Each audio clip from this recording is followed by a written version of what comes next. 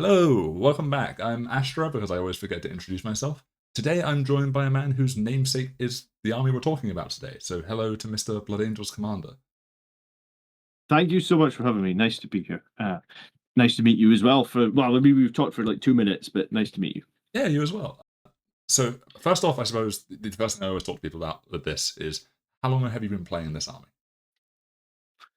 Yeah, I mean it's kind of funny actually because I started this in second edition, which I think is about 1994, 1995. I mean it's hard to remember that long ago, and I was a collector of everything, like Eldar, Orcs, Blood Angels, and I think it was Guard as well. And when I came back to the hobby, because I left for the hobby for maybe like 6 to 8 years, when I came back, I was like, I just need to pick one army and focus.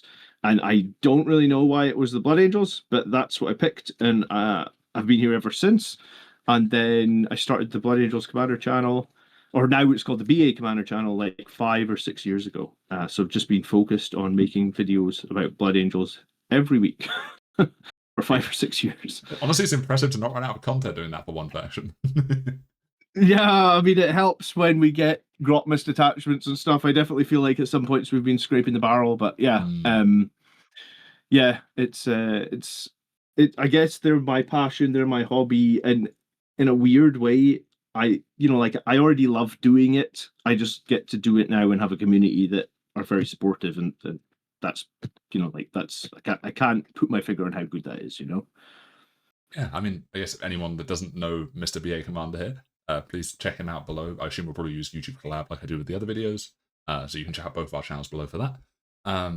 So I suppose, starting off talking about now, how do you feel about Blood Angels in 10th edition as they stand right now, as we're coming sort of to the end of 10th edition now? It is coming towards the end of the 10th edition. So I thought to be prepared, I took like 5 codexes out Oh my just word. so that we wowould He's prepared. in case you even like back, this one I think was published in 96 or something, so very prepared. 10th edition's an interesting edition, right? Like I actually don't know how much of you like, do you play a lot of ninth? Did you play a lot of eighth? So I sort of started playing, like I played a bit as a kid, but I don't remember that much of that. So for me, Mm-hmm. my main starting point in terms of delving into more competitive 40k was sort of tail end of ninth. Like I sort of, Okay. I think my first army at that point was Eldar, and I really enjoyed the psychic stuff. So I remember playing against some friends who had psychic stuff in Blood Angels with like Mephiston and all of that kind of stuff. So I remember that stuff at the end of ninth, but not that much pre-ninth. Cool. So ninth was interesting, right? Like if you played competitively, every detachment or every army got their own rule set for scoring, and you definitely had a situation in ninth where like certain armies had like quote unquote easier secondaries. Like so 10th edition sort of evolved to a point where like everybody's playing the same mission deck, and I think that's been very positive. However, I definitely have gripes with Blood Angels in 10th edition. Um, and I think where I stand on them right now is probably like I still like them. I still very much enjoy them. There's still the only army I care about, but I feel like we lost an awful lot as we move into like I guess I don't know what you would call it, but like the age of the Primaris, right? Where like all the firstborn Marines are going, and then in the start of 10th edition, all the Forge World, or maybe not all, but like 90% of the Forge World stuff went as well. So we're in a new age, really, and in the new age of Primaris is sort of in its infinite. I can't say it. Infancy. Thank you. Thank you, background person. Yeah, sorry, that's my wife. She's playing Warcraft. Yeah, so we're in its infancy, and the actual 10th edition codex is quite sparse, I would say, in terms of like unique data sheets.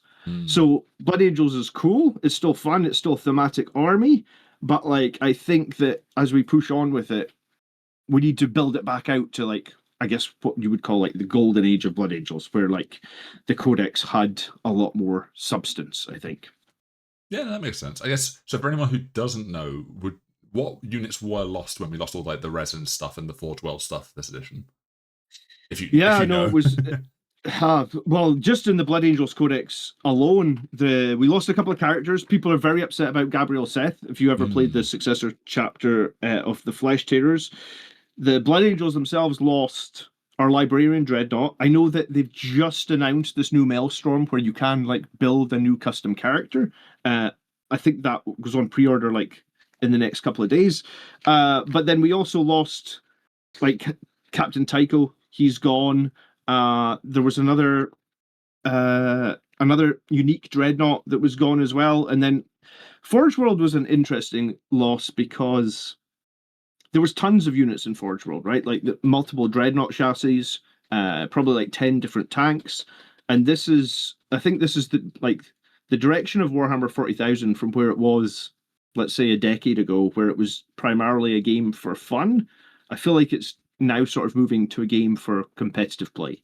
And to do that, you can't have 150 data sheets for Space Marines to choose from. Yeah. And I think that's just it's weird because they've tightened it all down. They are adding to it, but I think there's a way to go there. Like I think that for every I almost think like I was thinking about when we talked before we met that it was like for every one really useful datasheet, you've probably got like three not so many useful if you look at the like whole Space Marine range, right? Yeah, I guess that's especially true when you talk about some of these sub factions that don't like certain data sheets as much as well. Like you probably benefit way more from specific ones with your rules, like focusing more on melee and jump pack units and stuff like that. Yeah, 100%. Yeah, yeah. And Codex Space Marine was a really good example of that actually, because the 10th edition Codex Space Marine it came out with basically 6 shooting detachments in it, and it was like, but we're Blood Angels, we don't really want any shooting detachments, you know. But we've got 6 to choose from. So for the first, I think for the first like 9 months of 10th edition, most Blood Angels players were playing like Gladius Task Force, which I want to say is primarily an Ultramarines slash shooting detachment, you know. Yeah, I guess you have like the one turn of army wide advance and charge, but like there's not really many Mhm. damage buffs there for melee units, I guess, or at least not like army wide. Yeah, I think you get an extra pip of AP or something on the charge, but that was about it. Hmm. Yeah. Okay, I guess the other thing that was lost, sort of tail end of ninth, was all the stuff like the Leviathan dreads and stuff as well. Was a big bloat point they wanted to cut down on. Yeah. There was the Leviathan Dreadnoughts is basically it's a carbon copy of the Redemptor Dreadnought in a sense, right? Like there were very similar sized models. You know, like the Redemptor has like one shooting arm, one combat arm, and that was kind of typically how you build the Leviathan. So it makes sense to not have 2 data sheets for them, but at the same time, for the people that had bought and spent money on those models, bear in mind, I think a Leviathan Dreadnought was the best part of £100. Didn't feel great to be told that like you're not playing that model in a tournament ever again. And yeah, I think for a while there I was kind of bitter about that. I think I'm over it now, but you know, other people, different people react different ways, right? Yeah, I guess that's always this is a cool model I can paint and still keep on my shelf, but it does still suck that you can't do it like on the tabletop as much. I do have some worries for the Custodes players with the new stuff coming out that they might experience that exact same thing over again. But they're being very Yeah, careful about the way they word what they're talking about with them at the moment. I think all the Custodes things I've seen though are like new sculpts for existing models. I don't think I've seen anything that's like a you know like it's the Grav tank that they used to have. I don't know the name of it off the top of my head, but The I feel like Gladius, yeah. yeah, I feel like at least it's the same thing, right? So it's like it's unlikely that you're going to lose stuff. And I think as Space Marine players, we need to brace ourselves because like 11th edition is coming and there's still probably 20 might be an exaggeration, but there's at least 10 firstborn units still in that book. And I am very, very wary that like, for example, like the Ball Predator, very cool tank, very unique tank for Blood Angels. I have 2 of them. Would I like a third one? Probably. Do I want to spend $50 and find out in 5 months' time that I can't ever play it again? No, I guess. No. I'm trying to think what data sheets there are that will go. I guess there's the Tactical Squad Devastators, Rhino potentially. I mean, Rhino's a weird one, I Mm-hmm. think, because any of the Land Raider variants. I think it's more likely those iconic tanks get updated, but I have no idea what's happening to the infantry. Yeah, I think people are hope. I think people have fallen in love with Vindicator tanks this edition, right? Like they've been so good for Space Hmm. Marines. Um, But people are like, oh, the Vindicator tank and the Land Raider, they're definitely going to stay. And I was like, oh, well, nobody knows, do they? Right? You can cross your fingers and say, yeah, we hope the Vindicator stays. But I must be honest. Although I am a Blood Angels player, putting two Vindicator tanks into almost any Space Marine list is just very, very good. Right? Like they have Oh yeah. been such a staple in the meta. This entire edition because like nothing else brings what is it D6 plus 3 blast strength 14 attacks. It's almost silly how good they are for the points they are, right? Like I always think that like any Space Marine list that's struggling could just benefit from a couple of Vindicator tanks. Yeah, it turns out having a big blast weapon that you can still fire when you're in combat is pretty good. Yes, with Space Marines actually struggle a little bit with like high tick damage. Like that's one of the things with Blood Angels. Like every single model with a jump pack is going to do 2 damage. So like I played a game last night actually against like a guy that's got 2 Catans, and it's like if you do -1 damage, which Catan have, like they are horrific to deal with if you're just hitting them with 1 damage. Like it's I lost. Uh, yeah, so I think what we need to see maybe going forward with Blood Angels is like a bit more variance in types of units that we can field with the jump packs because Thunderhammers used to be that like go-to 3 damage weapon, and they're not anymore. They're just 2 damage, I guess, for Thunderhammers. And yeah, -1 damage. I come from a bit of a video game background. Like I used to play a lot of video games, and I feel like a 50% damage reduction. Like if it was a video game, I just feel like that would be too much, right? And I guess that's what -1 damage is really weird like that, right? Like it's against 2 damage weapons, it is so good, but against like a D6 plus 1 damage, it's fine. It's not that great. And I guess that's like a thing of like that's what happens with the dice, I guess. Like it's hard to have it's big percentages or no percentages with the -1 damage and the half damage and units that can like that's the biggest nemesis for Blood Angels, I think, at the moment is units that can half or -1 damage because we literally only do 2 damage with like 90% of our units, right? Yeah, I guess a talking point I had noted down before this actually was almost to talk about the fact that 10th is kind of the addition of the Power Fist as far as like sergeant weapons goes. And if like Blood Angels, you have a lot of Power Fists. Yeah, you have to. Because I think I noticed recently actually, I think it was on these new custom characters that they're bringing out with the Maelstrom book, that the power fists and the Thunderhammers on these new custom characters will actually hit on twos. But for the entire edition, they've actually made Thunderhammers kind of like have one worse weapon skill than Power Fist. So it would always just sort of made sense, like you said. Everybody, if you can, every squad of intercessors, you want the sergeant of the Power Fist. Every squad of Stern Guard, you want the sergeant of the Power Fist, and it sort of rolls through the whole Marine army. If you can take that Power Fist, it's kind of always the best choice, right? Yeah, even though the Power Fist, I believe, doesn't come in the intercessor box, does it? It wouldn't surprise me actually, because the Death Company box they sold, where you built your 10 Death Company with jump packs, need like the data sheet lets you have 3 power fists, but there's only 2 in the box. So it's like you get the odd question like, where do you get the other power fist? It's like, well, eBay, I guess, right? Yeah, Like, or like one of the part websites. yeah. I must admit I've used them. There's a few good ones, so yeah, it's weird how they do that. They're very. It feels like Games Workshop did this really hard. Like they really tried to make sure everything was in the box, except like the odd occasion where they're like, "Oh, you just don't get enough power fists." So I guess should we talk through, I suppose, some of the stuff that's actually in, I suppose, the 10th edition Codex? Yeah, absolutely. What I did last time when I recorded one of these was just went through like all the detachments and I guess how you feel about them this edition. Oh, cool. Okay. The index one this edition was it Liberator Assault Group? The index one was basically Liberator Assault Group, but it was called Sons of Sanguinius, and it was like I think it had exactly the same rules except like one difference, like one stratagem was different or one enhancement was different. But Liberator Assault Group, that is the first detachment in the Codex, for all intents and purposes, was indeed the like index one that we had for the first 9 to 12 months of this edition before the Blood Angels Codex came out. So I liked Sons of Sanguinius or Liberator Assault Group. It's very much what it says on the tin. I always think like those paint adverts where like you just know exactly what's in the tin, right? You just you get 1 extra attack on the charge and you get 2 extra strength.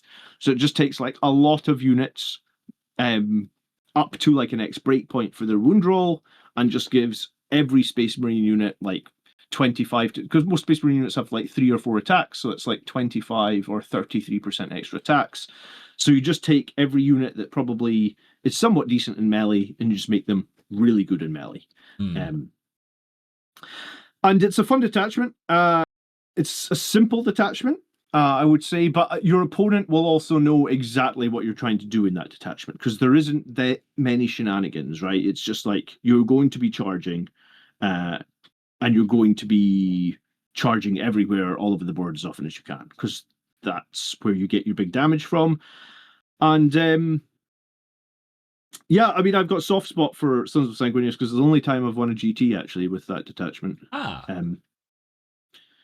So yeah, that was basically like my army was lots and lots of like I played by the rule of 2 almost. Like we were joking about that at one point, saying it was like the Star Wars rule of 2, where it was like 2 squads of jump intercessors, 2 squads of death company, 2 squads of outriders. Like it was 2 squads of Sanguinary Guard, and then it was like it backed up by like 2 Predator Destructors, which everybody like underrated because like who's still running Predator Destructors? Well, I think at that point I just hadn't honestly bought 2 Gladiator Lancers, and I really like the Destructors as well. So yeah, honestly, I've not seen many Predators on the table in 10th, to be honest, unless it's like the Death Guard one, that one point where there was like a vehicle spam list that was really good. Other than that, I feel like I've not seen them much this edition. yeah, so have you played at all against Sons of Sanguinius? Well, like I said earlier, one of my friends plays it, so I played against a decent amount of Blood Angels, like over the edition. Cool. It seems solid. It feels like if it's like one of those detachments where it potentially pushes up the point costs of certain things, if it's ever good, because it's very I'm going to push the stats up a bit, and then the other detachments might have the units feel really weak in comparison. Yeah, I think so. I think a few units that like standouts from the generic Space Marines are like the Jump Intercessors and the Blade Guard. Because the Blade Guard, I think, go up to strength 7 on the charge, which is quite a meaningful breakpoint. Because like at that point, you've got a stratagem that gives them +1 to wound.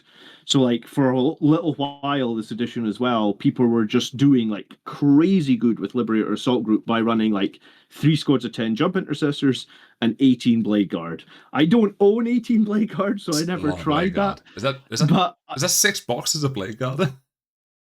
Yeah, because they come in threes. Yeah. So it's like it's probably like 300, but well, maybe not 300, £250 worth of Blade Guard. And it's just an overwhelming amount of attacks because I think Blade Guard get 4 attack space. So I think you're talking like 30 attacks, and you can attach like a cheap lieutenant to them or a chaplain for +1 to wound or lethals, and then you can still use Oath the Moment. And yeah, there was a whole period where it was just like people were just fielding crap loads of Blade Guard, crap loads of Jump Intercessors, and then I think I worked out one time that you could take 30 Jump Intercessors and 18 Blade Guard, and that was less than 1,000 points. Oh my god! So it's like not even half your army, and they're just fast. They can trade. I'm pretty sure they can advance and charge in that detachment as well. So it's just like death by 1,000 cuts, for lack of a better phrase, right? I mean, something I was always surprised by with Blood Angels is that there was never a detachment that made like Jump Intercessors battle line. Maybe that would have been too good, but I'm a little surprised they never got that. Because even in like Raven Guard, the guy that gives out the buff to them only makes them OC2, right? He doesn't actually let you run 6 of them. Yeah, that's interesting. Yeah, I think people would have actually quite liked that because there's this thing in the Blood Angels community, and I got a lot of pushback on it probably when I started my channel, in that some people like to run Blood Angels where basically every single model has a jump pack, right? And it's like like we always have the jokey like Horus or like you heretic, like these phrases in the Blood Angels community, and it's like if you were the guy that was like, oh no, I want to run 2 dreadnoughts in my Blood Angels they're like, no, you're dead to me. You can't put dreadnoughts in. You can only put in characters that have jump packs. And it's like, but we're a space marine. We're allowed to run dreadnoughts. So like, no. Only jump packs, or it's not like a true Blood Angels. And that's, I don't know if you've heard this phrase, but there's a phrase around Blood Angels called ABC, and it just means always be charging. And it sort of comes from this meme list where like you would run like I don't know I don't know how you would do it at the moment, but yeah, you would be running like 30 Death Company with jump packs, maximum Sangre Guard with jump packs, maximum Jump Intercessors with jump packs, and then at that point you're allowed like one squad of scouts because you've done the sort of like mandatory 90 jump pack list or something like that. It kind of sounds like the mentality I sometimes see with people that play World Eaters when they get annoyed when someone takes the shooty list. Yeah. Like, why are you taking guns? Lords of Skulls are really good at the moment, and so are Forge Fiends. Like, it's the rapid fire, isn't it? Yeah, it's the Forge Fiends get blast as well, and because they've got 3 guns, it's like rapid fire on 3 guns plus blast, and I think they're strength 10 minus 3 damage. Yeah, we could. Forge Fiends are a nemesis for that sort of Blood Angels list. That is an absolute nemesis because that will just like lift like a whole squad of Death Company 100-point Forge Fiend, and like you're looking at it going like, you're World Eaters, you're not supposed to be meleeing me. Why are you shooting me? I mean, admittedly, with that army, I actually quite like the flavor of it because it's not like they're accurately shooting you; they're sort of wildly shooting at the air with more shots than normal. Yeah, no, that's fair. Yeah, they do on force. Yeah.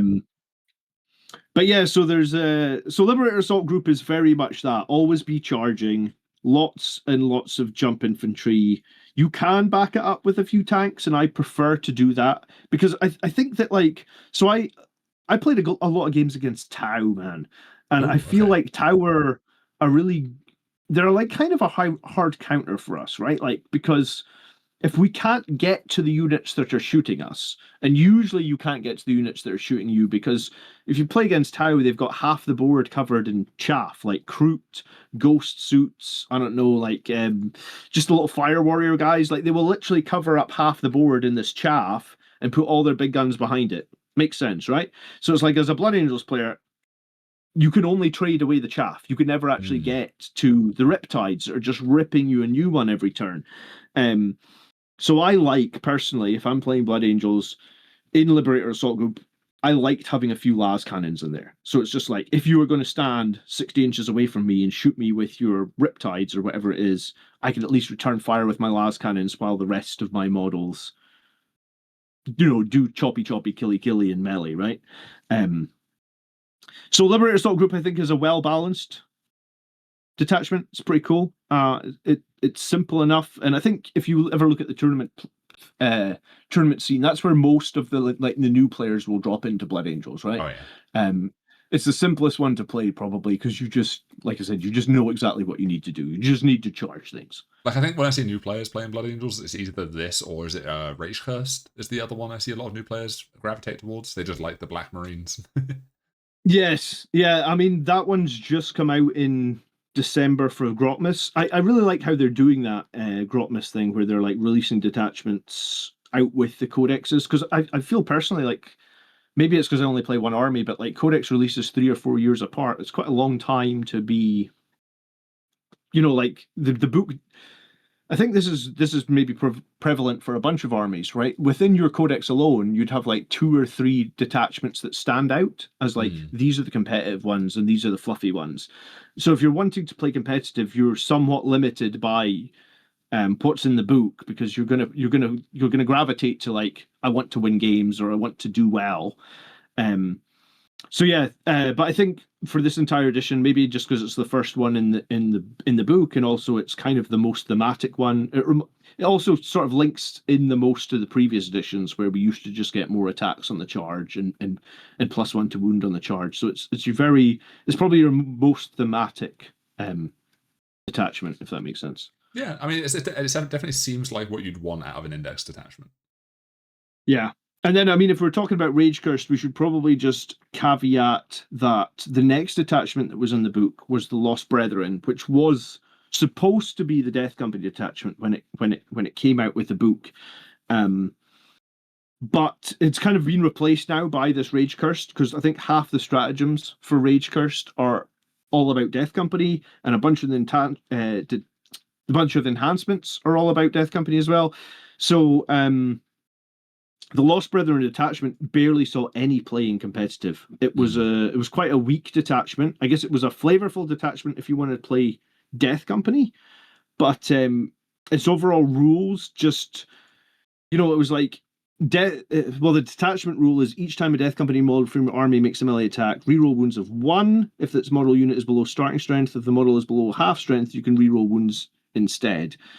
But I think the problem in of itself is like Blood Angels don't really want to be shot. Like, we want to use our jump packs to move from terrain to terrain, and we want to be we move 12 plus advance and charge typically, so we want to be doing the alpha strike, and this is like a detachment rule that benefits you when you're weak, and it's like, but I don't really ever want to be weak. I'm not like hanging one Death Company guy around the wall saying like, come on, shoot this one guy so that Yeah. I can get like +1 to wound, right? I think I've had this come up before, and like I think one of the Tyranid detachments had the same issue, although I haven't told anyone about Tyranids yet. But Okay. it's these kind of rules where you need your unit to be weaker than starting strength feel really bad unless you have a way to manually trigger that.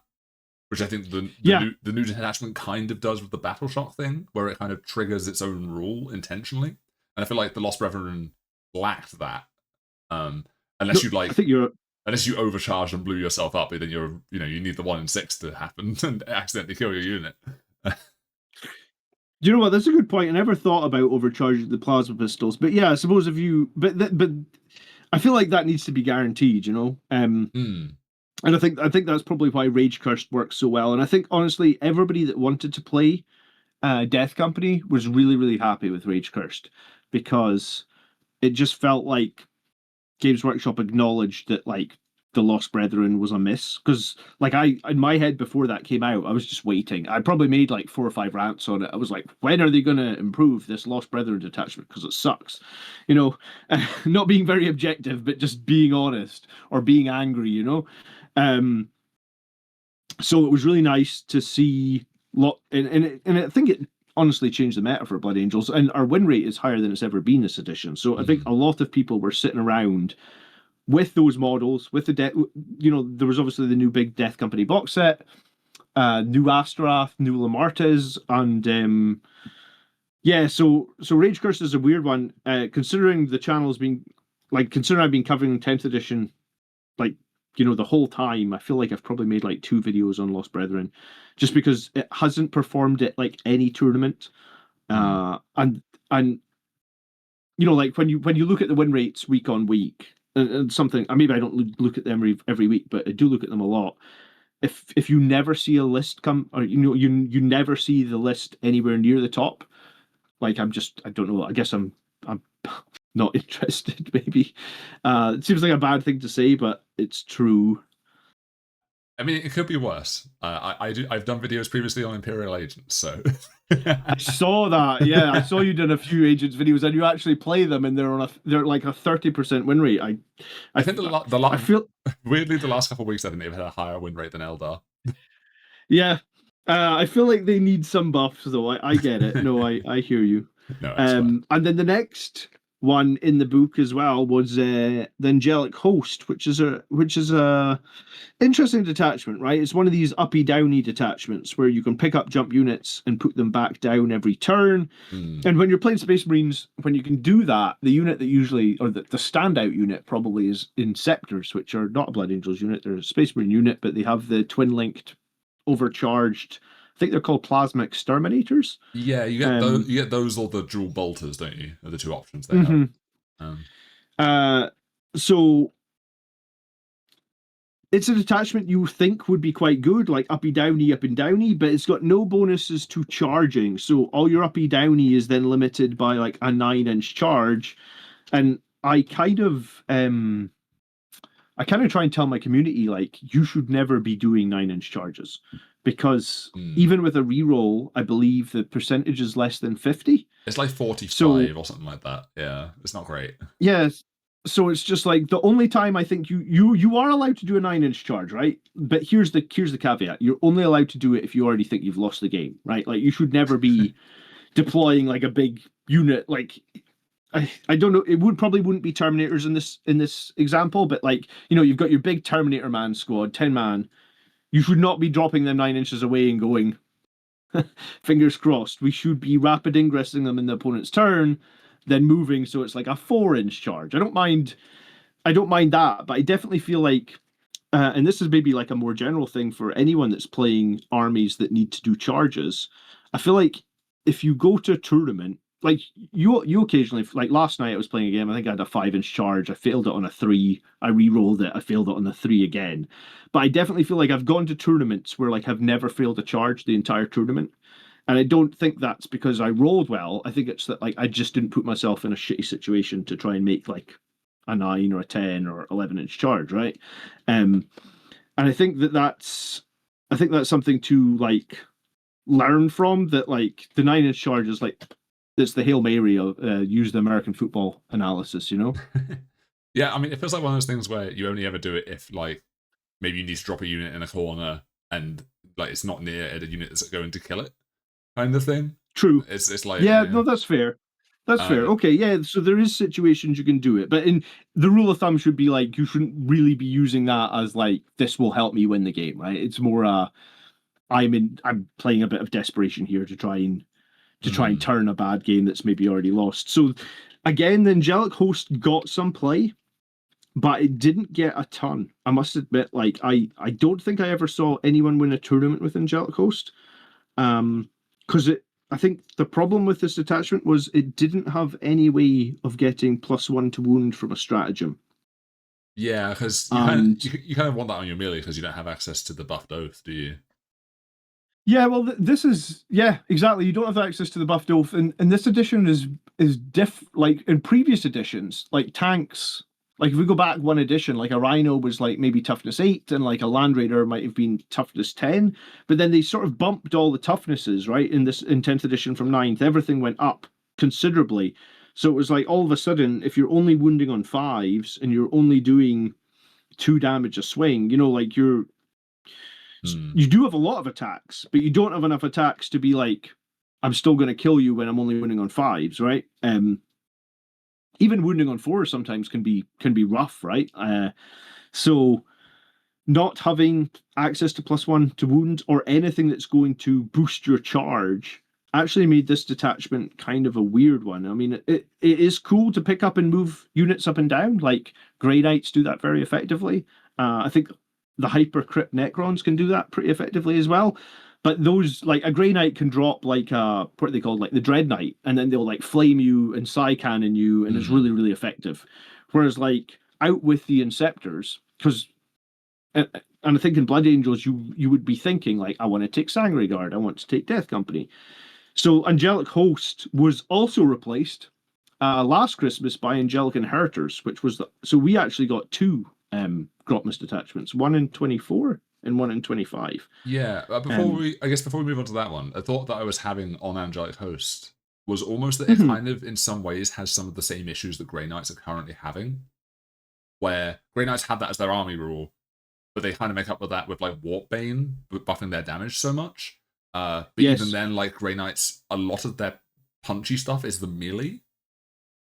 Yeah, that's fair. Like, yeah, the strike squads. It's like mass strength 6 lethal hits, and then the Dread Knights have quite good melee as well. And they're all reliant on 9-inch charges. And you kind of have the same thing here, where you have the Inceptors as like a moderate shooting piece, a bit like the Dread Knights, because the Dread Knights kind of hit about the same, I think, with like Oath. Probably, like yeah, that's fair. But they both, like, it's not like Death Watch, for example, if you've played against that, where they're dropping units that can pick up tanks. Yes, exactly. Or it was Vanguard that were dropping, like, I saw your episode with the guy who loves Centurions, where he was just dropping the Devastator Centurions. Oh, yeah. Yeah. I must admit, I have played Devastator Centurions this edition for Blood Angels, because I just think there was a time there where they were just too good.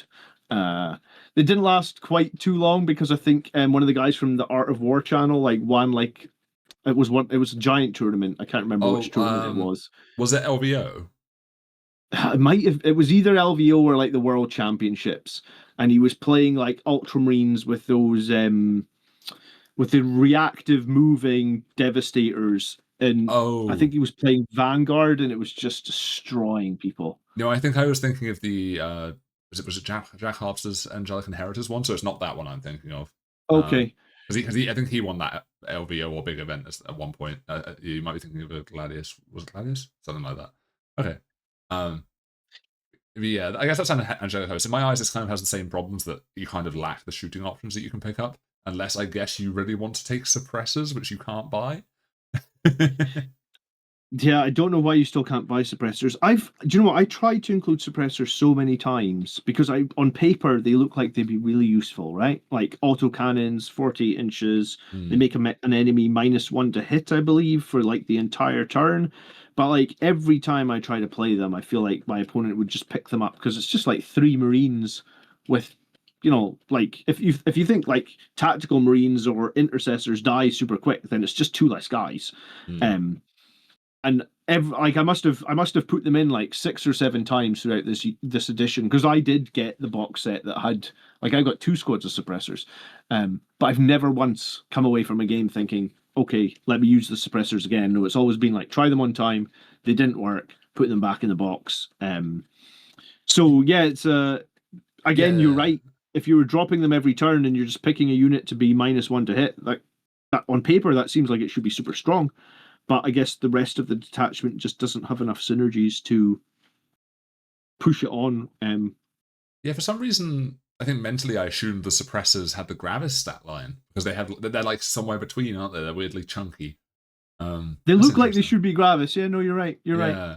Um, Um, I think what I know some people were hoping for that I saw online at one point was that they would release suppressors as like a multi-part kit and like you have the other option be like a las cannon or something. yeah, you that would be cool. When those suppressors were coming out, people were going wild. Like, because we Really? saw like when someone like maybe Valrak or somebody has like an image and it's all like blurry, like they've taken the Ah, photo with a potato camera. yeah. And it was like this flying space marine holding this giant autocannon. People are like, "Oh my god, we're getting space marines with autocannon. This could be they fly." Da, da, da, da, da. And then it was like, "No, this unit is absolutely terrible. Like, how is it so bad?" And it's a contrast of how excited people were. Strange one, man. Yeah, I feel like if you had like some better long range jump back shooting, then maybe that uppy downy detachment might have a bit more play, but it feels really odd at the moment. Yeah, no, I think you're right. There's a cool unit that Forge World used to do for Blood Angels that was basically like a jump pack unit that had 2 Volkite pistols. If we Yeah, had those, that's maybe that fun. would be pretty cool. Yeah, I, yeah, yeah. I assume they'd be quite short range though, I guess, but Yeah, yeah, I think they're. I mean, pistols usually are 12, but like it was just the fact that they look cool. They're dressed in gold armor and they've got 2 like relics because the Volkites are like relic type pistols, right? That have like hmm. devastating wounds and stuff. Oh, Um, but they weren't like the Sanguinary Guard style, like golden armor then. I think so. You can search them on Forge World. I think they're called the Angel's Tears or something like that. I can't quite remember. Yeah. Um, I actually, for the first time ever, have picked up one of the. There's another unit that look like Sanguinary Guard from Forge World that have like big spears. I think they're called Dawnbreaker cohorts. I just got my first one today actually. So Very nice. Sorry, I sort of derailed your thought there. You were trying to no, it's okay. It's segue okay. into Angelic Inheritors, weren't you? Yeah, we were going to talk about that. So that detachment, it came third at Las Vegas Open, and that was played Yes. by Jack. So maybe Jack did well, and I'm sure like Jack. I think Jack maybe won Las Vegas Open the year before with another Mm. list.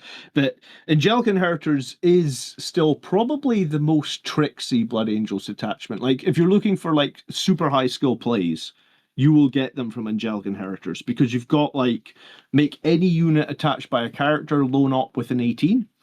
So like in early in the game, you can just jump out onto an objective where you can almost bait your opponent because they're like, oh look, there's a unit of Sagri Guard or a unit on Death Company that I can just shoot. They're standing in the open. The second they declare them, you're like, no, you can't. They're loan up 18, 1 CP, And if it's a captain leading them, you can typically do that for free. You also have the pick up 1 unit every turn, which works really well, like in the aforementioned Inceptors we talked about.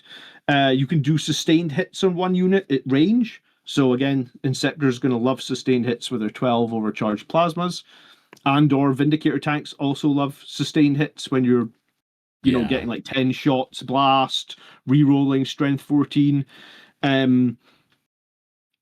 So Angelic Inheritors army rule is very powerful as well. If you're led by a character, you're going to reroll all ones to hit, all ones to wound, and then you're also going to be able to fall back and charge the whole time. And I think it's the fall back and charge is probably the most important thing, right? Because you're going to hit pretty hard because most of the Blood Angels units, like the Death Company, they're going to reroll all hits. The Sanguinary Guard, now they hit on twos, so you're going to reroll ones to hit.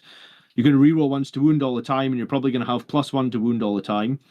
And then at any point, you just go like, do you know what? I just don't like this combat here. Let me just jump 12 inches over into your backfield and kill your backfield unit with with any unit. Or there's a better option for me slightly somewhere else on the board. So it's just like you're in combat, you're out of combat, you're all over the place, and then you've got units up and downing as well wherever you need them. So you can see why Angelic Inheritors would be very high skill, but it's an interesting detachment. It needs a lot of shooting though, because you don't get the +1 attacks. So your melee will do decent, but it's definitely like a level below like the Liberator Assault Group, So it's like maybe normally you take your 10 Death Company and a Chaplain, you charge in, you kill a tank, Liberator Assault Group, with Liberator Assault Group, with Inheritors, you're going to leave that tank with like 3 or 4 wounds. So you need something there to just be like, I can pop 4 wounds off you before I make that charge. And if you can find that balance, it's a crazy good detachment. But I think finding the balance and then just remembering as well that most of our units are Space Marines without invulnerable saves, and that has challenges of its own. Finding the balance and getting that right, I think, is very, very difficult. But I do think it's a very strong detachment. I think it's probably as good as the Rage Cursed Onslaught. Just Rage Cursed Onslaught plays like much more pressure, like in your opponent's face, and some people can feel overwhelmed, right? Like if you've just got black covered Death Company guys charging you left, right, and center, it can be much more easy for like an opponent to make a mistake or to get overwhelmed. Whereas like Angelic Inheritors is much more like we're going to bide our time and then pounce when the opportunity's right. Yeah, I feel like Rage Curse to me seems like much more of I guess I would call it like a mid-table bully. Like it's going to do really well into players that like don't know what to do when they get tagged everywhere. Yes. Whereas Inheritors feels much more, I guess, precise in what it does. Like, I mean, Yeah. clearly the detachment rule is very strong. I always forget there's a third rule, which is reroll advanced and charges, but I assume you never take that unless you're against an army where you're just going to kill whatever you touch. Yeah, I think most people don't. I think when it first came out, people weren't sure which one to take, but I think once you've played a few games and realized that like Inheritors benefits from lots of little units led by characters, Yeah. and when all of them have fallback and charge and most of them have jump packs, then you just realize like, anytime you're tagged by something big, you're like, yeah, let me just piece out of this and kill your other meaningful scoring unit on that objective, and people can't lock you down quite as easily. And I don't know. I feel like I had a lot of fun playing Angelic Inheritors. I feel like probably the closest I got to doing like a 4-1 since the GT that I won a few years ago was in Angelic Inheritors because they were just they it felt like they had a lot of tricks, right? And like they needed a more high skill play, maybe more than I have, but it definitely feels like if you're trying to be the general that's got their fingers on all the different things and the levers, that's the detachment you should probably play right now. Yeah, definitely. I guess something we haven't even mentioned is the goddamn reactive move lieutenant who stands back up with the enhancement. Because that is rude. That lieutenant, I think, is why Jack came third in Las Vegas Open. Because if you don't know the rule, you get a lieutenant that if you move within 9 of him, he can reactive move 6 inches. He has stealth as well, so he's -1 to hit all the time. He's a feel no pain, and if you kill him, he stands back up on a 2-up with 3 wounds remaining, which is basically full wounds because he only has 4 wounds, right? Yeah, as long as he's about half. Yeah. So the thing you can do with him is just force opponents to basically commit units forward because they need to be within 12 to even shoot him, and they need to get super close to him to charge him. And then once they're committed, you can counter on them, hopefully with enough that. And then here's the kicker: even if they do kill your lieutenant, there's a good chance he comes back to life, and then they're in the exact same situation. If you've ever played against Imperial Guard and you've played against Sly Marblow, it's kind of the same as that, right? Like, I don't know if you've Yes. ever I know what he just does, albeit this. I guess this is a slightly more durable unit in comparison. yeah. Sly Marble is just like he's like the Sylvester Stallone of the Imperial Guard, isn't he? He's just like he's there in the middle. If you move close to him, he'll shoot you and then he'll move away and you just can't lock him down. And he's just always doing actions and he's always scoring points and he's impossible to kill. So that lieutenant can get a ton of value from that enhancement. And I think that's the diff. I think that because that detachment had only been out like in December, and I think the LVO in January was when Jack came third. And I think Mm. he just went like super aggressive. Like every game, that lieutenant is starting in the middle objective, and it's like you need to come and kill this character, and the chances of you killing him are pretty slim. And if you do kill him, I'm just going to bring him back to life 90% of the time, I guess. Yeah, it feels like it's one of those units where it needs like rare. It's one of those rare units in 10th, which was much more common in ninth, where you need multiple phases to kill stuff. Because I remember in ninth there was the like phase cap to damage on some units, wasn't there? Oh, I forgot about that. Yeah, Yeah, yeah, you're the right. max 3 Yeah. damage a phase or whatever it was. Oh yeah, what nightmare that was. Yeah, yeah. I'm glad Yeah. that's gone, to be honest. Yeah, I'm glad that's gone. But this in some ways feels like one of the few things that can kind of do that now.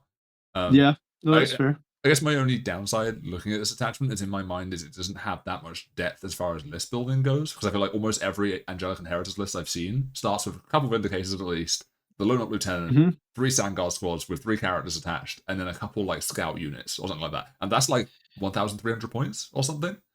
Yeah, no, you're right. That sounds like the absolute core. I think the thing that people did after that was like, there was something that was pretty common after that as well. Was it? I'm trying to think. I don't think it was Death Company in that detachment though. I don't know why people didn't like the Death Company in that detachment. I think they would have been okay. I Oh, guess, I some people did guess, double Ball Predator as well in that detachment. So two Vindicators yeah. and two Ball Predators. I guess it's because you kind of already get the rerolls so long as you have the character. So the hit rerolls is Hmm. kind of a bit unnecessary because you get the reroll once the hit and wound if you have a character. Yeah, I think you're right. I think you're right. I did a interesting thing in that detachment actually, where I would do double impulsor with Hellblasters inside. Ooh.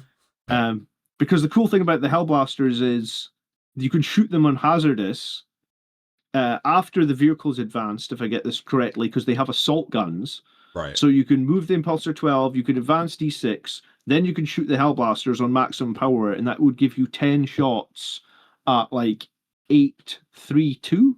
Um, Right. which was just it's a very good like if you're going into like other Marines, that's just like very efficient killing of other Marines because you're wounding them on twos and they're saving only on sixes, right?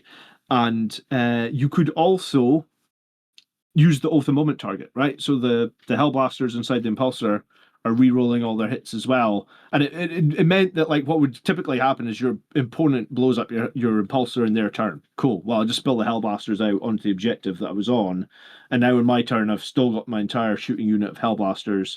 So the Impulsor was just ablative wounds really. Hmm. So I quite liked that. And sometimes even put an apothecary with them because the apothecary would bring back the Hellblasters where they failed their hazardous. Yeah, that'll do it.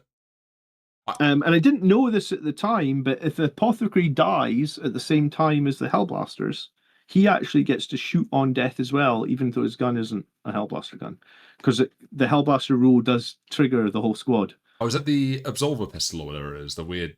Yeah, so he will Yeah. get to shoot his. I know it's not that great a pistol, but it's something, right? Yeah, we take them. I remember I saw some interesting stuff where they were taking some lists were taking for a brief period the Desolation Squad, who were like the cheapest character possible, and you just Uh, indirect people with oath and sustain hits, and reroll once the yes, wound. that was it. Yeah, I actually fielded that Desolation Squad for like a hot minute before they the points nerf they gave it was aggressive. I think it was 140 and it went all the way up to 200 for 5. Hmm, they're not cheap now. But yeah, no, they were. Yeah, you're right. They were good as well in the Inheritors. So I think Inheritors does have that core that you mentioned, but I don't think you do have a little bit of playing power, right? Yeah, for sure. I guess my worry is it's one of those detachments where if you didn't have other options, you would eventually run out of stuff to test. Yeah, no, I think you're right, and I think he tried those suppressors again in that detachment as well, and I didn't like them. So I just thought that being able to lift them and put them down would be very useful, but Oh, yes, I guess I the don't other know. thing I saw a lot of people doing, including I think it was in Jack Harp's list as well, was taking the Sanguinor and just putting him on the board turn one and then picking him up for a CP and then going, I have this in reserves for the rest of the game. Please charge me. Yeah, the Sanguinor is good in that detachment. Yeah, for sure. I mean, do you want to move on then to datasheets because the Sanguinor would be up next with Dante on the first page of the Codex. We can do. I think we touched briefly on Rage Curse, like we mentioned it. I don't know if you want to do any Oh, more talking on that though. That's the last attachment, I think. yeah. Yeah. I've played Rage. Last 12 games I've played have actually been Rage Cursed. So I played 2 or 3 games. I kept double Vindicator in it. Went to tournament with Mm. that. Ended up not liking it, just because Vindicator tanks. It was an interesting one, right? If I went second, I 100% win rate. If I went first, I had a 50% win rate. And I think Mm. my logic behind that was like, if my opponent goes first and they move into range of Vindicator tanks, I'm in great shape. But if I have to move my Vindicator tanks out, bear in mind they only have 24 inches, they're probably not going to have very many targets.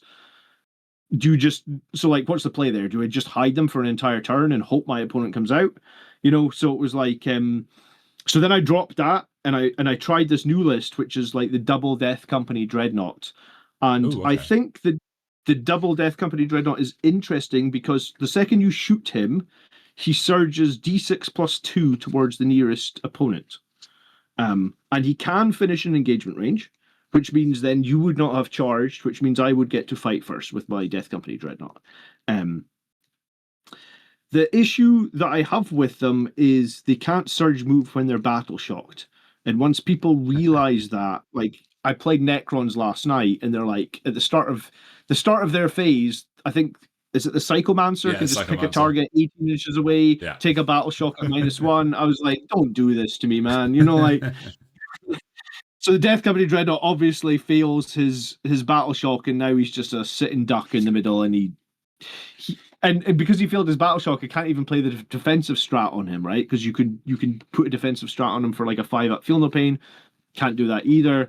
So, but Double Death Company Dreadnought is an interesting one because most people, when they see a big dreadnought moving towards them, will shoot it, and then it will surprise people. And I wasn't sure how to play it because like it doesn't seem that good. But one of the guys that I talked to on my channel was saying if you could put it anywhere near an objective, then if your opponent wants that objective and wants to move on to that objective and shoots you with any other unit, then you just surge into his unit that you just move on to the objective and kill it. Um, so just Rage Cursed adds like if you already talked about like running 30 Death Company and pushing them forward all the time, if you add in like 2 Death Company dreadnoughts as just like we used to call them like distraction carnifexes, which just meant like they're not actually that damaging, they're not that amazing, but when they're just running at you, you kind of have to deal with them, right? Yeah, definitely. I mean, I think this particular detachment does scary levels of damage with things, but just having things to Yes. distract people is also good for that. Like I know. Yeah, well, if they're shooting the dreadnoughts, they're not shooting your 30 jump marines that are coming right at them as well, right? Yeah, I mean, I remember when I saw this come out, the thing that immediately struck me is I looked at the detachment roll, I'm like, this is good. And then I looked at the enhancement that said Scout 6 attached to jump pack unit. I'm like, oh Yeah. no, that's not okay. Yeah, I know that is a lot of people are doing that, the Scout 6 attached to the 10 Death Company, because and that unit obviously can advance and charge as well. It can advance shoot and charge as well if you need it to. It's a CP, Um, isn't it, for that? Advanced shoot and charge is a CP and it will battle shock the unit, but because they natively re-roll their charges, it's not like you need the CP for the charge re-roll, right? Yeah, and you get extra So attacks if if you you do that. roll and then you jump, and then you advance D6, and then you shoot, and then you charge. Like, if you just line that unit up at the front of your deployment zone, you can almost force your opponent to deploy on their table edge because they're like, if they go first, they will kill almost anything. I mean, there's a few things they won't kill, maybe like a Catan, but like Yeah. into most things, they're just going to do an insane amount of damage. And I actually heard a really interesting play for that 6-inch charge unit, right? Or 6-inch scout unit. If you go first, right? So I've got my unit on the front of the DZ, and I'm gonna scout forward 6, then I'm gonna jump forward 12. If I throw away one of my secondaries, so I purposely don't score it, right? Let's say one of my secondaries is like cleanse. I'm just like I just don't cleanse because then I know going into your turn I will have 2 CP, right? Because I've got CP back from throwing away secondary. So then if you charge that Death Company unit that's already in your DZ, already causing havoc, then I'll just pay those 2 CP and fight on death. Right. And I hadn't thought of that at the time, and I was like, yeah, so if you play against another melee army, like orcs or something, some army that can't really remove your Death Company for shooting, you should purposely not score a secondary in turn 1, because now you've just got 10 Death Company with a chaplain that they're going to fight on. They're taking some people with them when they fight on death. I mean, even not buffed, you're talking probably like 30 attacks, maybe more. You know, re-rolling all hits, +1 to wound, re-rolling ones to wound. You know, like it's taking some people with them. I mean, that's something I've seen people have actually learned from orcs as well, because that's something a lot of orc players do, is they'll discard secondaries early to get themselves like 3-4 CP for the fight on deaths. Mm-hmm. Yeah. A small part of me wants to say that this detachment scares me a little, because it feels like a almost shark under the water of the meta at the moment, where Catan being around makes it not seem as scary as it is. Yeah. So there's a couple of counters though, right? It's not impervious, and No, I absolutely played not. against Ultramarines list Mm. that destroyed me, and the reason he destroyed me was not Victrix Guard, which you would think it would be. I killed all his Victrix Guard. It was actually a unit of Hellblasters, and and he kept them screened. And every single time I got close to them, he reactive moved away from them. So it was just like the only like I could have tried to charge them, but it would have been like a 10. And it was like, I've got like a 3-inch charge against this other unit. Well, I should do the percentage play here and kill the other unit. But what happened in that game was like one turn the Hellblasters annihilated one unit, the next turn the Hellblasters annihilated another unit, the next turn, and it was just like at the end of the game, I just said to him like, "Those Hellblasters, man, they were by far your MVP." And he was like, "Oh, I can't believe you killed all my Victrix Guard so quickly." And I was like, "Yeah, I think killing the Victrix Guard made me feel like."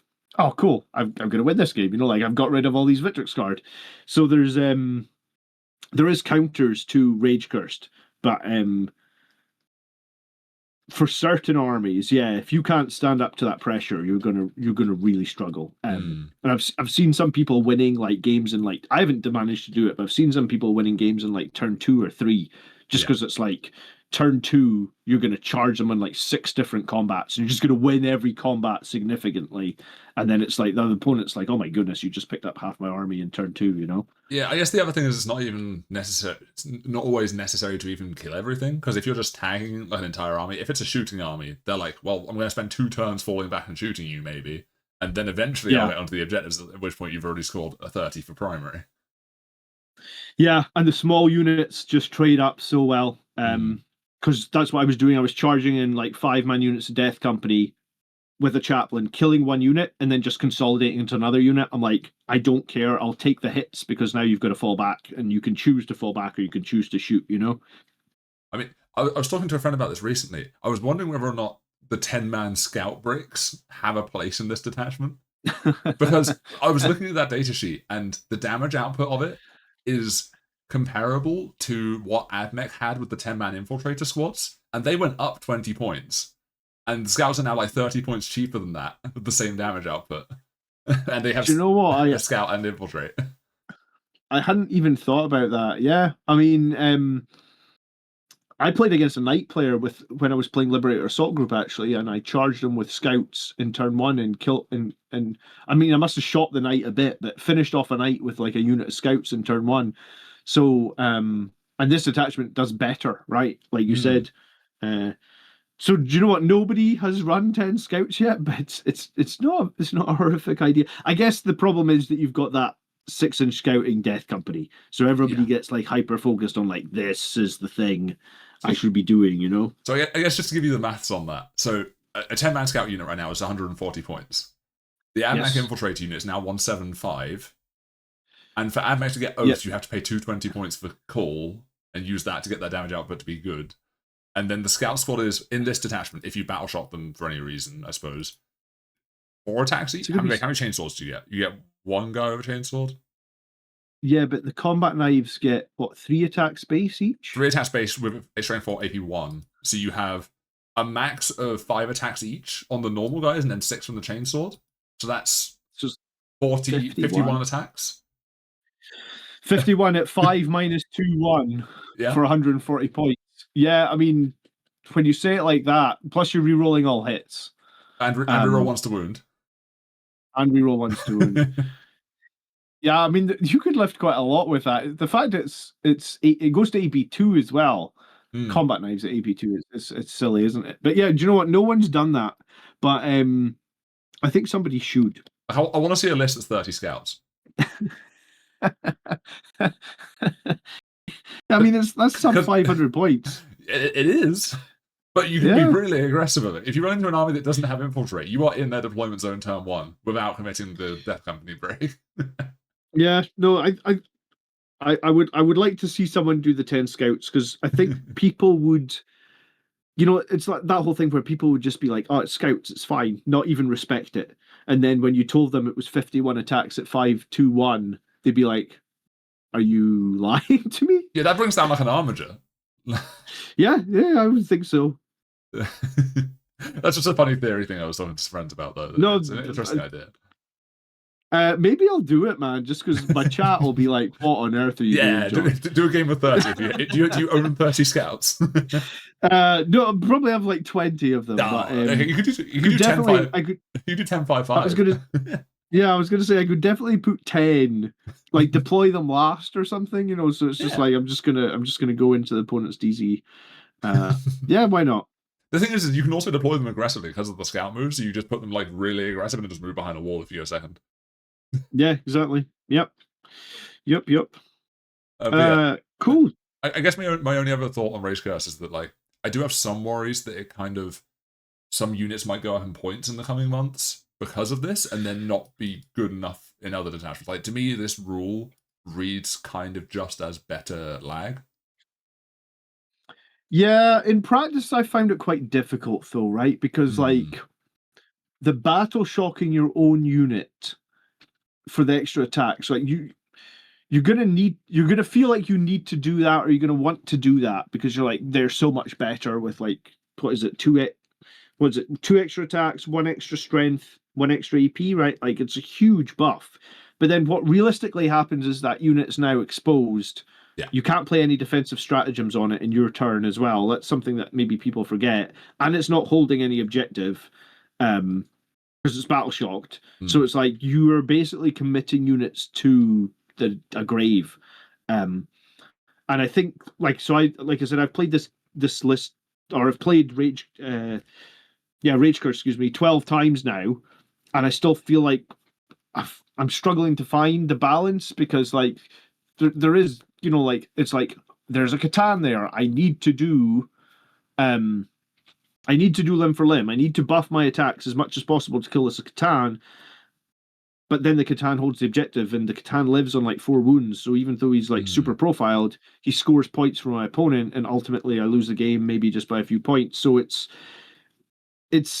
definitely a higher skill requirement than the other ones. But you're right.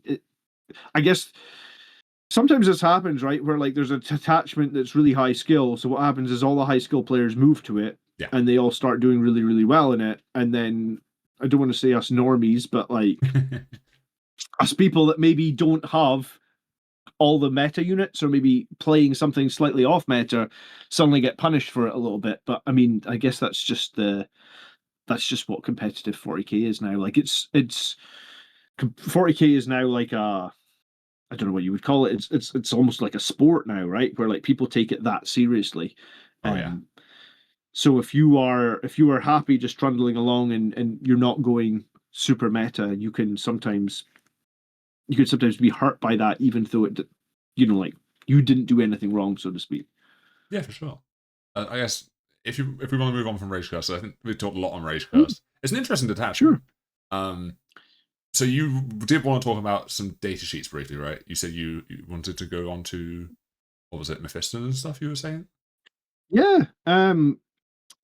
So our characters basically all got made into Primaris this edition, right? And I guess any character that wasn't Primaris is gone. Yeah. So we got Dante's Primaris, we got Sanguinor, we got Mephiston, we got Astrath, and we got Lamartes. And I like all these characters actually, and I think that the Primaris sculpts, like the new plastic miniatures, are so much nicer than the I mean, the other ones were 20 years old. I mean, Dante's was probably older, probably closer to 30 years old, because I feel like I had Dante in like the early 90s, right? So the new models are gorgeous. However, I feel like there's definitely been, I would say, like Lamartus is like by standout, like our best character this edition. So many people play him. He gets so much love. Him leading the Death Company makes those Death Company -1 to wound. It's just a great rule to have.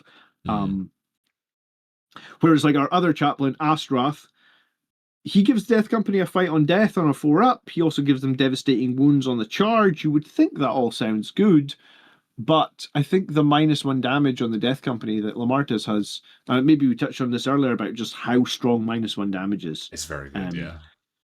You play against any sort of, like Custodes is a good example. We talked about them. I actually played a game against Drukhari.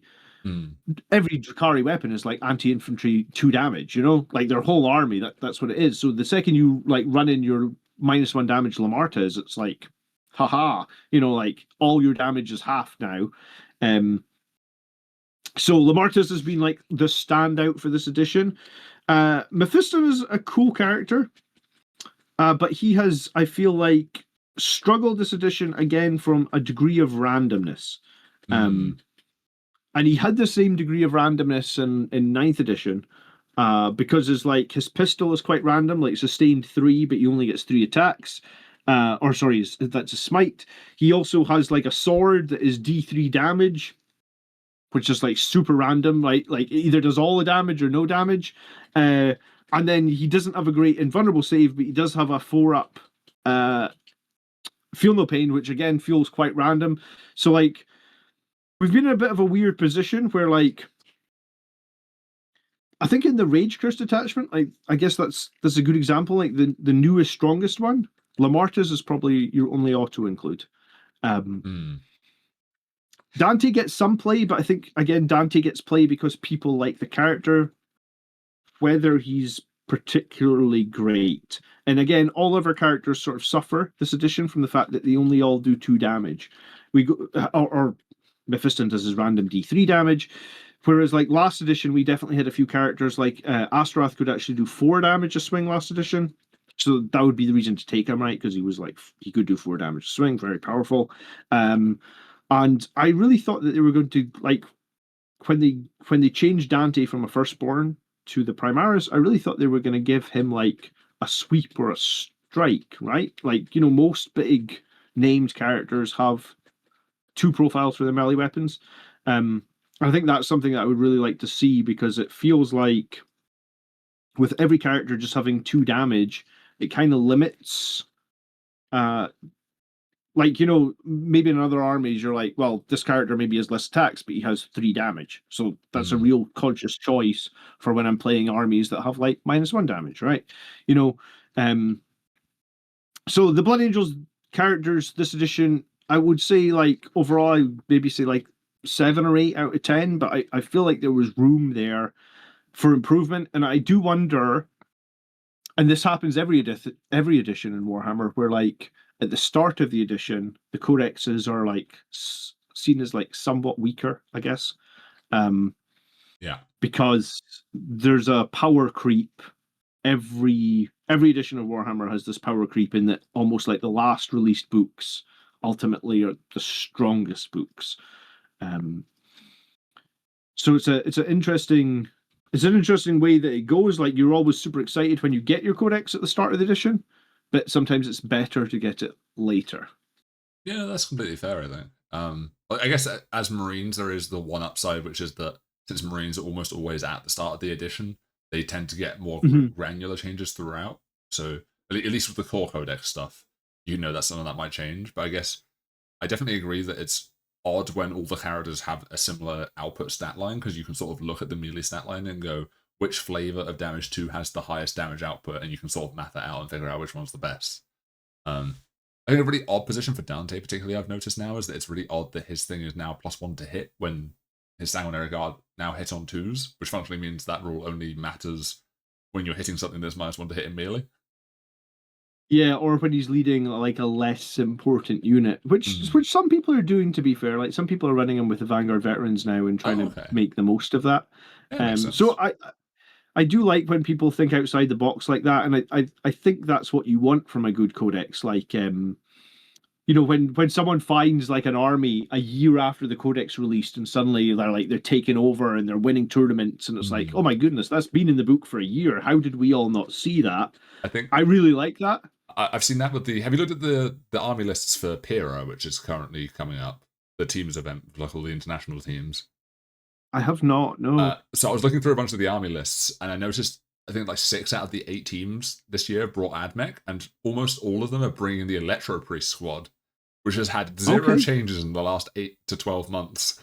It's just been unused, and now that Catan are good, it's just an insane data sheet, because it's like, please to make me 30 saves at AP1 is what that data sheet does. Right. Okay. Yeah, I was going to say, why are they good? Interesting. Yes, Because their that data makes sheet is sense. like, it's like crit 5s, lethal sustained hits 2 with wound rerolls, but it's all damage Yes. 1.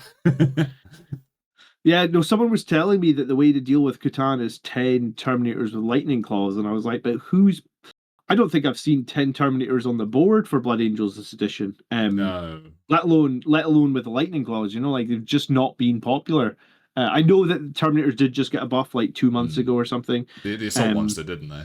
If I recall. Mhm. Yeah. Yeah, I think the maybe the Lightning Claws got +1 or +2 attack, something like that. So yeah, I mean, it would make them a lot better. And I think that's probably like an interesting theory that you've got there, right? Because like people haven't gone back and played Liberator Assault Group since, let's say, those Terminators got buffed, just because everybody's been super focused on this new detachment. So maybe there is some plays there where it's like you take units that no one was using, or no one is using, and you go back.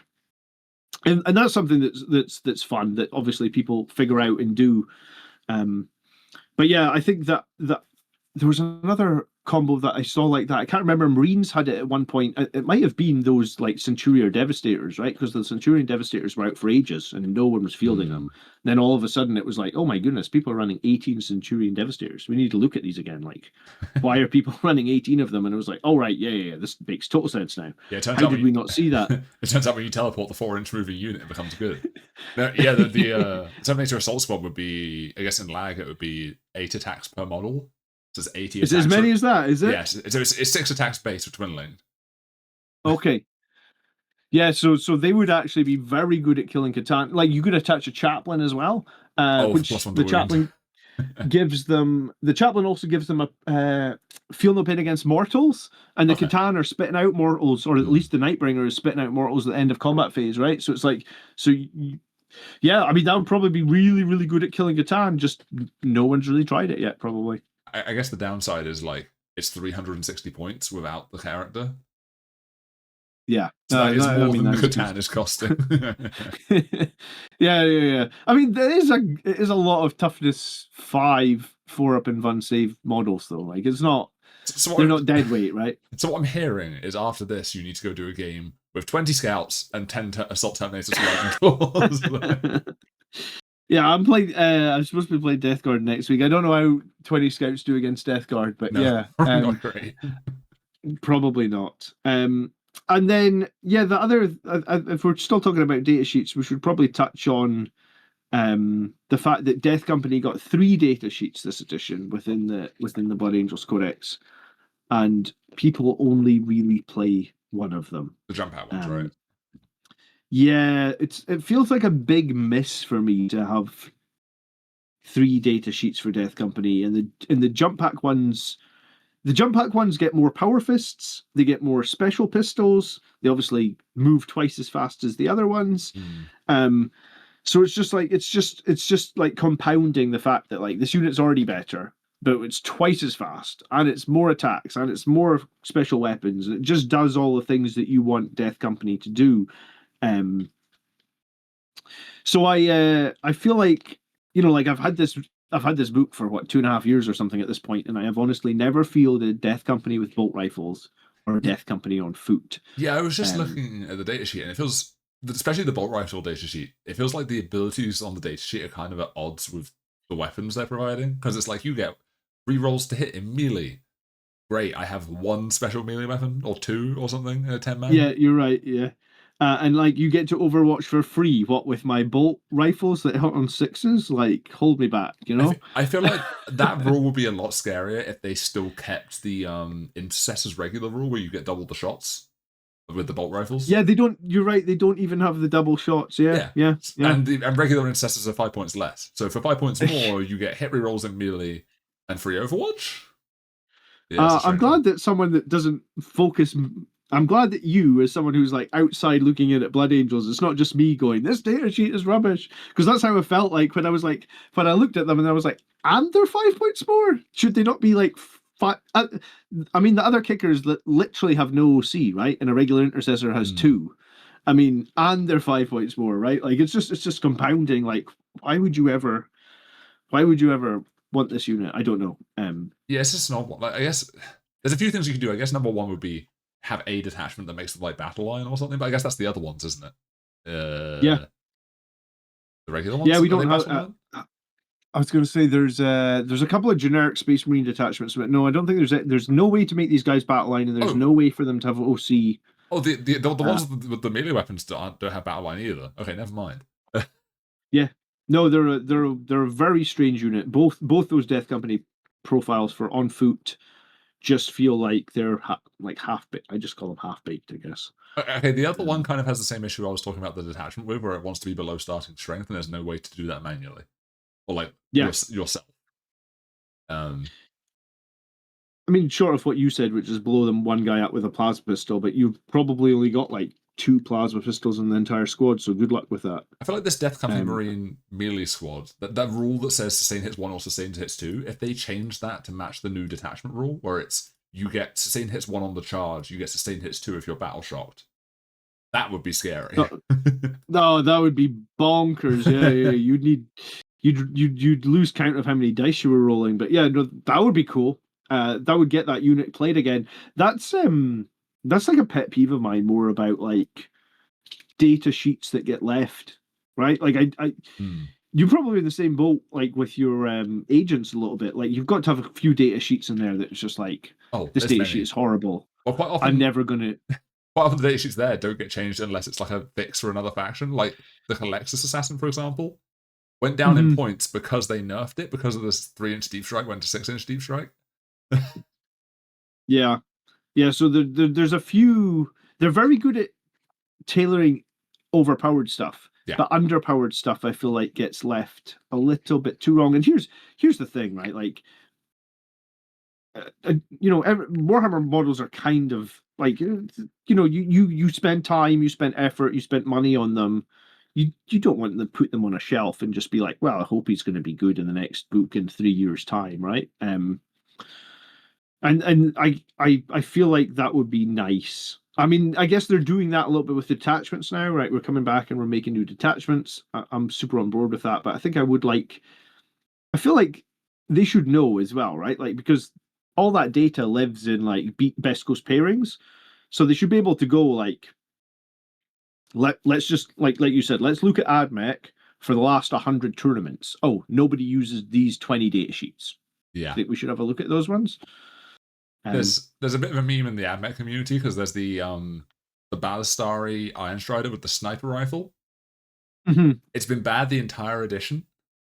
I've never seen one with a. I think I've only ever seen. They're the Yeah. chicken walkers, right? With Yes, the las cannons. so it has 3 data sheets. You can take it with a las cannon or autocannon as one Okay. data sheet. You can give the one with the lance, the melee weapon, another data Mhm. sheet. And the lance data sheet used to have another option where you could give it the sniper instead of the lance, and no one ever took the sniper. So they made the sniper a separate data sheet, which is the sniper for 45 points. Because the sniper is Okay. one shot and you hit on 3s or 4s. And it's like a standard sniper 422 or something. I think it's like 7-2 D3 or something. Okay, okay. Yeah, so exactly. So it's just like I honestly didn't know that model could even be a sniper. I've seen the lances, I've seen the las cannons, I've never seen it as a sniper. Well, it doesn't help that its datasheet rule is terrible, because its datasheet rule is one of the, at the start of the battle, pick a unit. For the rest of this battle, this unit gets hit rerolls against that target. Okay, yeah, yeah. So it's great on a las cannon. It's like I'm going to use these las cannons to kill that tank. Nice and simple, right? The las cannons don't get that rule. Oh, they don't get that one. That's Okay, a different sorry, datasheet. Oh, right, yeah. Sorry, yeah, okay. Sorry, I'm wrong. It's not 7-2-3. It's hitting on 4s at 5-2-3. Oh, one shot. Okay. Yeah, I mean, it's an interesting game, this, right? Like we're culling data sheets, we're taking away units to make it more competitive, but we still have a lot of dead weight. I mean, the detachment thing's kind of been a discussion point in several of these videos I've done, is that a big point I've heard from a lot of different people is that they wish, instead of releasing a new detachment, they would just go back and fix the existing ones. Yeah, I mean, the two they released for Blood Angels are very light. They are just, I would say, the 2.0 version of both detachments, right? Like it's like they could have just fixed the existing ones. I guess the problem with that, I guess, is the book's then out of date. Well, that rule only applies sometimes, because if you look at the changes page for Genestealer, Cults, or Admech, they've basically changed the entire book. Yeah, that's true as well. Yeah. It's very inconsistent when they decide to do that. It's very interesting. Yeah. They should really probably take, because like this Blood Angels Codex is 100 pages, and there's there's 10 pages of rules for competitive play, or maybe not 10, 20. You should probably just take those 20 pages out, put them, you get a download code in the back anyway, download the competitive, and you buy the book because you like the lore and you like the other stuff, like. Yeah, I think that's. I kind of wish they not necessarily removed the physical rules part, because I know some people do like that, but like maybe they put the more flavorful rule sets in the back of the book, like things like boarding actions and crusade, for the people that like those that much, because those kind of need more updating and they don't get it as often.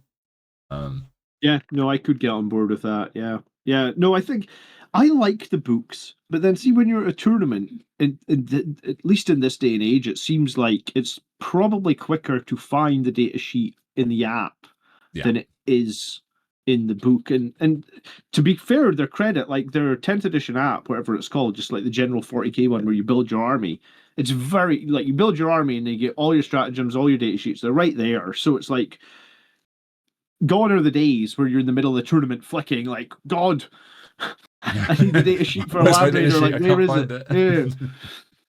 Yeah. So I think in that sense, maybe that's coming.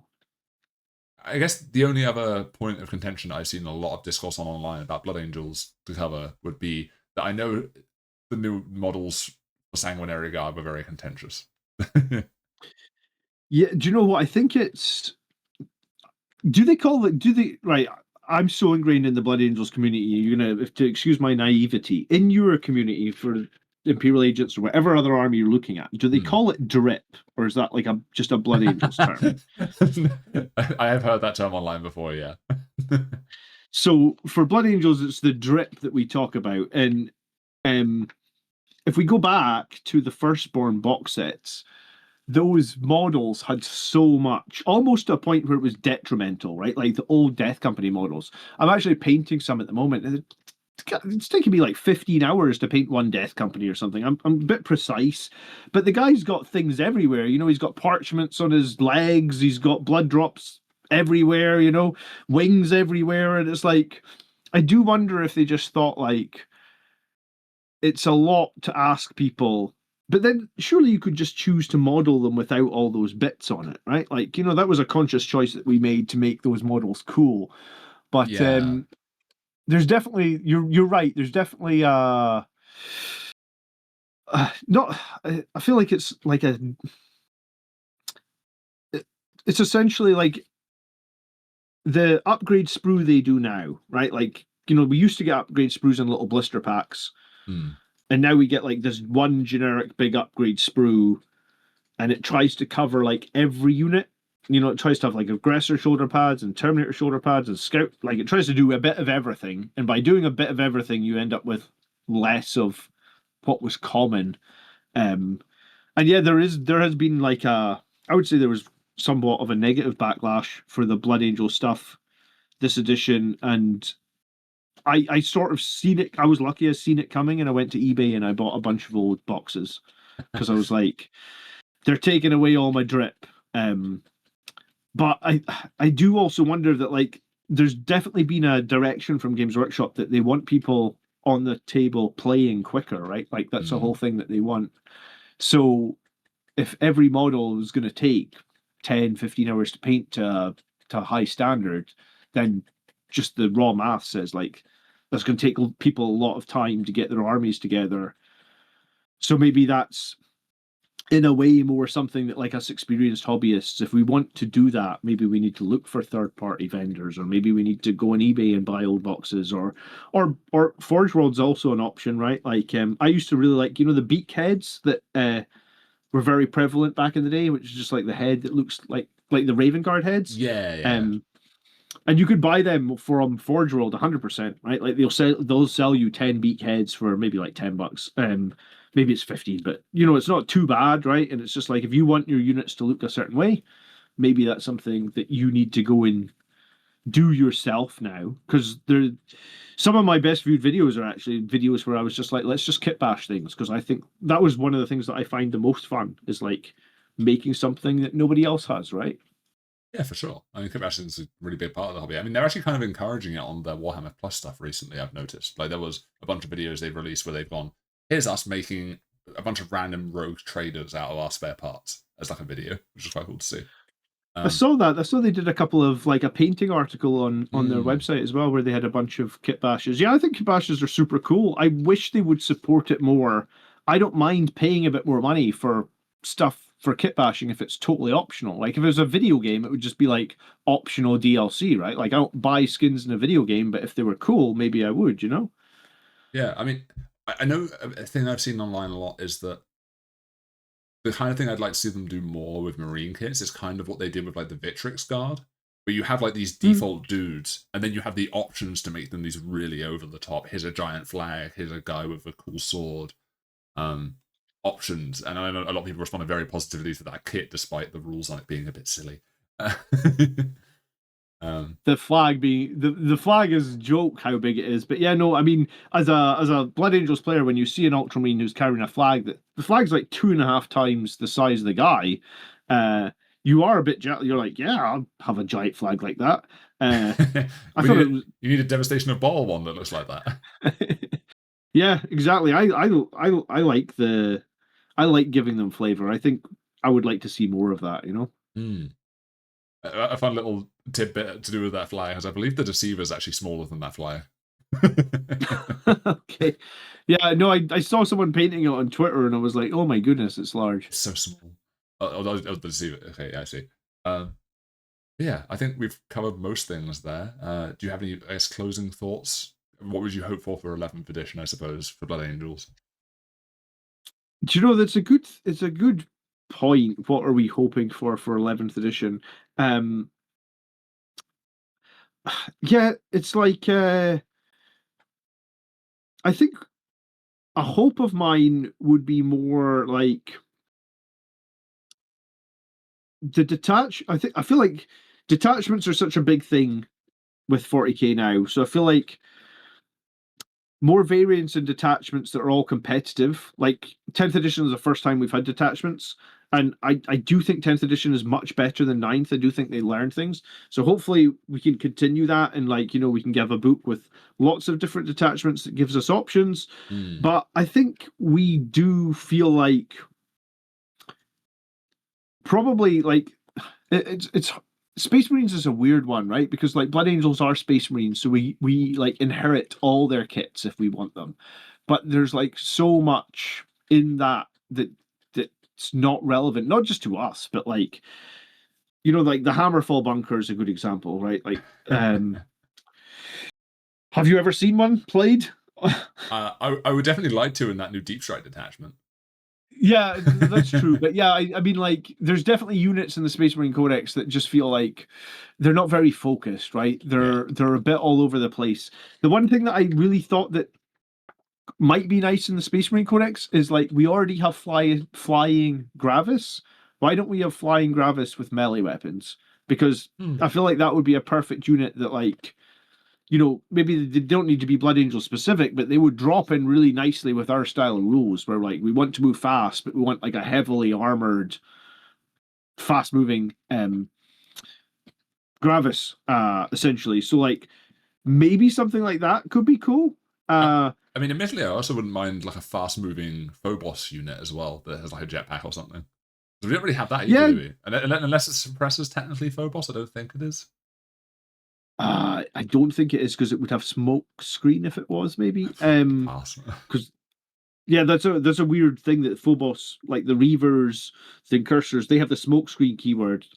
It confuses some people actually because they're like, what? They've got smoke screen? Yeah. Um, but yeah, no, something. I think we just need more melee options that are like, please not more 2 damage. Right? Like we don't need ones with power fists. We need them with something different. Like I guess if we go back in edition, we used to have the Vanguard veterans with a Storm Shield and Lightning Claws, and Hmm. they were a super core unit for Blood Angels. I often ran the Lightning Claw Vanguard veterans just because they were a very versatile unit. They were a bit durable because obviously Storm Shields, and they were kind of cheap. So I think just some more options would be nice. Um, and maybe if they could find it in their heart of hearts, like our flying dreadnought, because I think that was a What? lot of people liked the Oh, well, it was was that the the librarian one? librarian dreadnought. Yeah, you could take a psychic power, so I think he would move 6, and then it was on a 2d6 more than a 5, and you could fly 12 inches. Oh my god. Um, and he was just really really fun, I think, because um he's it's not a power fist those dreadnoughts have. It's like I don't even know what they call it. It's like a blood talon or a big claw or some sort of Yeah. it's like a flat 3 damage, strength 12 or 14 or something. So when he could just jump around, and you could actually run multiple of them. The only kicker was only because you only cast powers once per turn.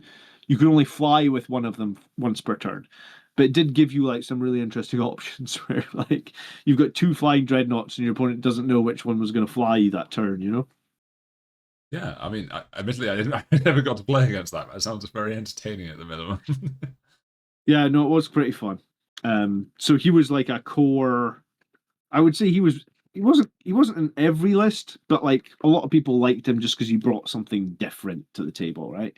Um, Yeah. so some more variants, some more, and I think the big rumor is that we're going to get Vanguard veterans Yeah. and a new jump chaplain, which I think they are Space Marine units, but they'll slot into Blood Angels quite nicely. So I guess we'll see how we get on with those.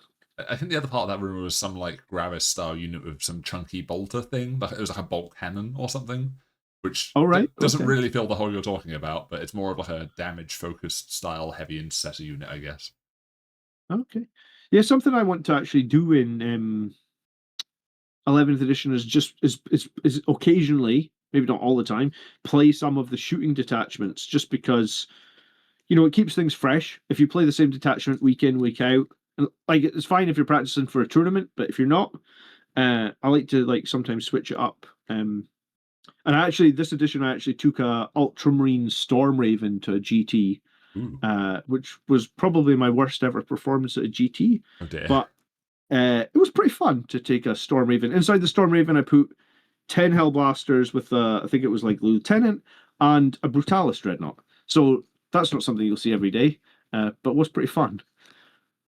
Yeah, for sure. I feel like we keep coming back to Hellblasters for some reason during this video, but Do you know what? I before this edition, I'd never played them. And then after, like, I kept throwing them into lists, and I was like, they are decent. Um, what is it? 115 points for 10 shots, 832. Like your Sangre Guard don't bring that much more than like 10 attacks at 832, and they've got to be in melee, right? Your Hellblasters are 24 away, I think. Um, yeah, I think so. So Hellblasters, do you know what? Not too many Blood Angels players will play Hellblasters, but like I've played them in Ultramarines, I've played against them in Ultramarines. Maybe that's what that turned me on to them, because in Ultramarines they're like perfect for killing other Marines, like really really strong. Yeah. Well, I don't have too much else to add, but Cool. thank you very much for coming on. Yeah, no, thank you so much for having me. I do appreciate it. When you've got this video ready, give me it and I'll link it on my community page. So it hopefully brings you a few people. And if they get to the end of the video here, please do consider subscribing to Astra. I'd appreciate it. Yeah, likewise. If anyone's on my end and hasn't seen Mr. BA Commander before, please go check out his channel as well. I mean, both of them will be down below, hopefully. So otherwise, thanks for being on, and we'll see you guys later.